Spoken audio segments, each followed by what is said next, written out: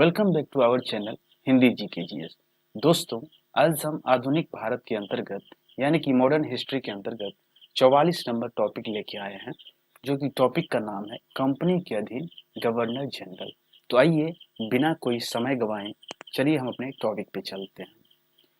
तो बंगाल के गवर्नर है, इसी के बारे में हमको पढ़ना है आज। Robert Clive. 1757 से 60 ईस्वी तक था इसका कार्यकाल एवं पुनः इसका कार्यकाल 1765 से लेके 67 ईस्वी तक था। दोस्तों, इन लोग का कार्यकाल हमें इसलिए ध्यान भी रखना है क्योंकि कभी कभी पूछ लिया जाता है इसके टाइम पीरियड का कोई भी वर्क आपको पूछ लिया जाएगा, तो फिर पता चलेगा यदि टाइम पीरियड आप याद रखिएगा तभी। तो आइए देखते हैं रॉबर्ट क्लाइव के बारे में। रॉबर्ट क्लाइव ने बंगाल में द्वैध शासन की व्यवस्था की, जिसके तहत राजस्व वसूलने, सैनिक संरक्षण एवं विदेशी मामले कंपनी के अधीन थे, जबकि शासन चलाने की जिम्मेदारी नवाब के हाथों में थी। रॉबर्ट क्लाइव ने मुगल सम्राट शाह आलम द्वितीय को इलाहाबाद की संधि कब हुआ था? 1765 ईस्वी में। इसके द्वारा कंपनी के संरक्षण में ले लिया और इस संधि के जरिए यानी कि इलाहाबाद की संधि के जरिए ईस्ट इंडिया कंपनी को देश की राजनीतिक और संवैधानिक व्यवस्था में दखल देने का अवसर मिल गया और यहीं से भारत में ब्रिटिश शासन की नींव पड़ी। फिर है, रॉबर्ट क्लाइव ने बंगाल के समस्त क्षेत्र के लिए 2 उपदीवान नियुक्त किए। तो बंगाल के लिए मोहम्मद रजा खान और बिहार के लिए राजा सिताब राय को नियुक्त किया गया। रॉबर्ट क्लाइव ने इसके अंतर्गत अन्य गवर्नर अब आ गए। ठीक है, बड़े लास्ट इनका भी कार्यकाल 1767 से 69 ईस्वी तक था और कार्टियर का कार्यकाल 1769 से 72 ईस्वी तक था और यहीं पे वॉरेन हेस्टिंग्स का कार्यकाल 1772 से 74 ईस्वी तक था। कंपनी के अधीन गवर्नर जनरल रेगुलेटिंग एक्ट 1773 ईस्वी। रेगुलेटिंग एक्ट 1773 ईस्वी के अनुसार बंगाल के गवर्नर को अब अंग्रेजी क्षेत्रों का गवर्नर जनरल कहा जाने लगा, जिसका कार्यकाल 5 वर्षों का निर्धारित किया गया। मद्रास एवं बम्बई के गवर्नर को इसके अधीन कर दिया गया। किसके अधीन? तो रेगुलेटिंग एक्ट 1773 के अधीन। इस प्रकार भारत में कंपनी के अधीन प्रथम गवर्नर जनरल वॉरेन हेस्टिंग्स हुआ था और इसका कार्यकाल 1774 से लेके 85 ईस्वी तक है। वॉरेन हेस्टिंग्स 1750 ईस्वी में कंपनी के एक क्लर्क के रूप में कोलकाता आया था और अपनी कार्यकुशलता के कारण कासिम बाजार का अध्यक्ष, बंगाल का गवर्नर एवं कंपनी का गवर्नर जनरल बना।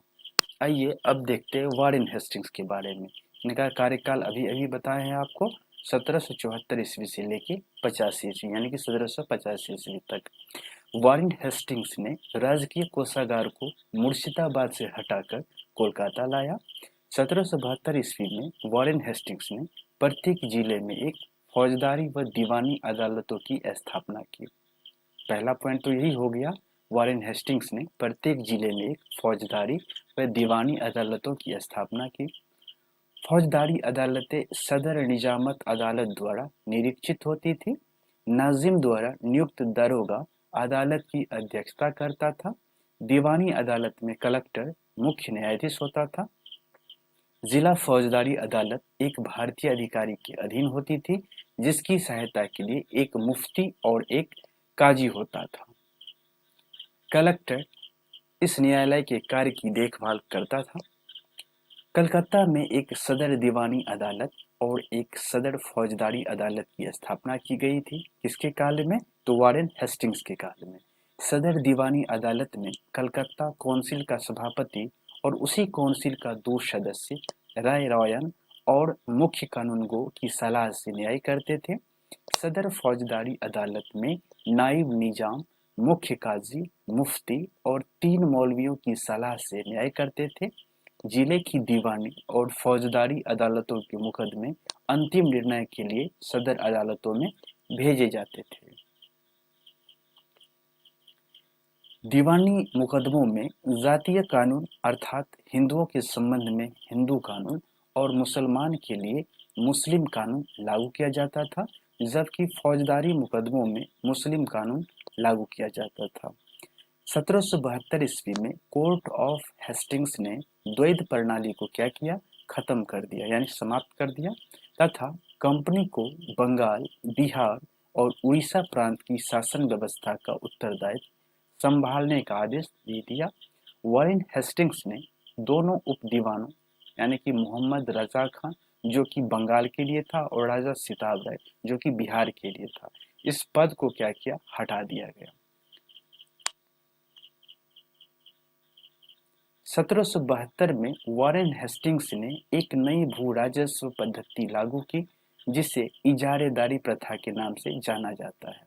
तो इजारेदारी प्रथा किसने लागू किया, तो वॉरेन हेस्टिंग्स ने।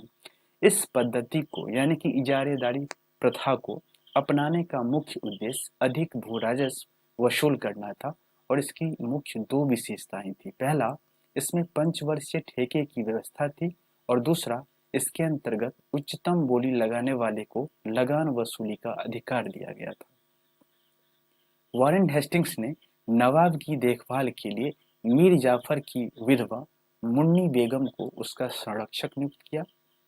1775 में मुन्नी बेगम को हटाकर मोहम्मद रजा खान को नवाब का संरक्षक नियुक्त किया गया।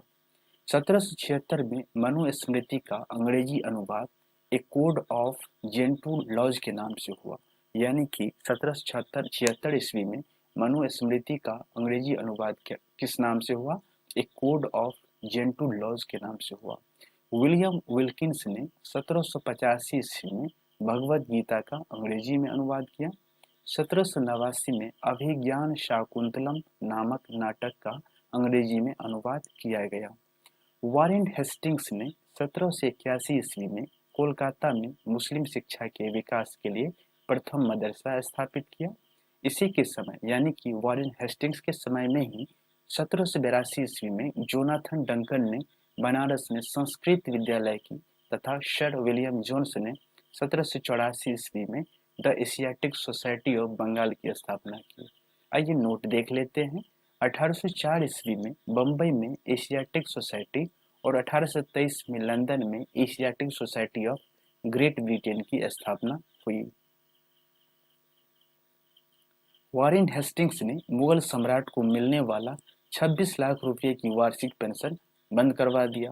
वॉरेन हेस्टिंग्स के समय में ही 1780 ईस्वी में भारत का पहला समाचार पत्र द बंगाल गजट का प्रकाशन जेम्स ऑगस्टस हिक्की ने किया था। वॉरेन हेस्टिंग्स के समय में ही रेगुलेटिंग एक्ट के तहत 1774 ईस्वी में कलकत्ता में एक उच्चतम न्यायालय की स्थापना की गई जिसका अधिकार क्षेत्र कलकत्ता तक था।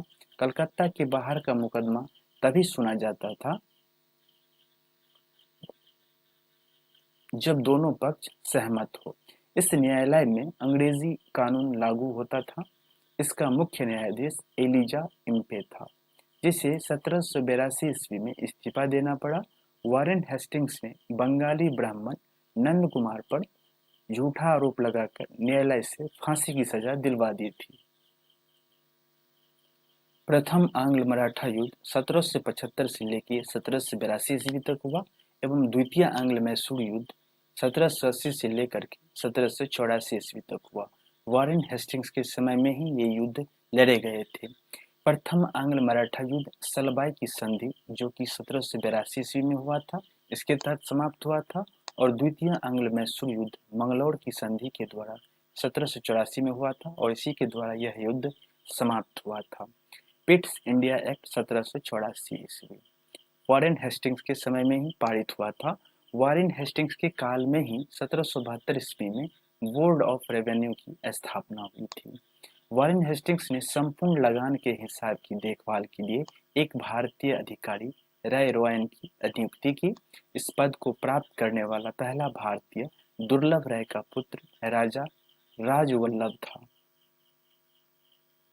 पिट्स इंडिया एक्ट 1784 ईस्वी में इसके विरोध में इस्तीफा देकर जब वॉरेन हेस्टिंग्स फरवरी 1785 ईस्वी में इंग्लैंड पहुंचा तो बर्क द्वारा उसके ऊपर महाभियोग लगाया गया, परंतु 1795 ईस्वी में इसे आरोपों से मुक्त कर दिया गया। नोट देखते हैं। 1786 ईस्वी में वॉरेन हेस्टिंग्स के जाने के पश्चात लगान परिषद का पुनर्गठन किया गया और एक नवीन अधिकारी यानी जिसको मुख्य सरिस्तादार की नियुक्ति की गई, जिसका कार्य सभी कानून गोओं के कागजों की देखभाल करना था, और इस पद पर प्रथम नियुक्ति जेम्स ग्रांट की हुई थी। सुरक्षा प्रकोष्ठ की नीति, जिसे आप रिंग फेंस पॉलिसी भी कहते हैं, वारेन हेस्टिंग्स से संबंधित है। यानी कि रिंग फेंस पॉलिसी बोलिए या फिर सुरक्षा प्रकोष्ठ की नीति बोलिए, किससे संबंधित है? तो वारेन हेस्टिंग्स से संबंधित है। सर जॉन मैकफरसन, अब नया गवर्नर आ गया आपका सर जॉन मैकफरसन। इसका कार्यकाल 1785 से 1786 ईस्वी तक था, यानी कि 1 वर्ष का इसका कार्यकाल था। इसे अस्थायी गवर्नर जनरल नियुक्त किया गया था। दोस्तों, आज का सेशन यहीं पे एंड हो रहा है। मिलते हैं पुनः एक नए अंदाज में अगले सेशन के रूप में। दोस्तों, आप हमारे चैनल पे नए हैं तो हमारे चैनल को लाइक, कमेंट एवं सब्सक्राइब जरूर करिएगा।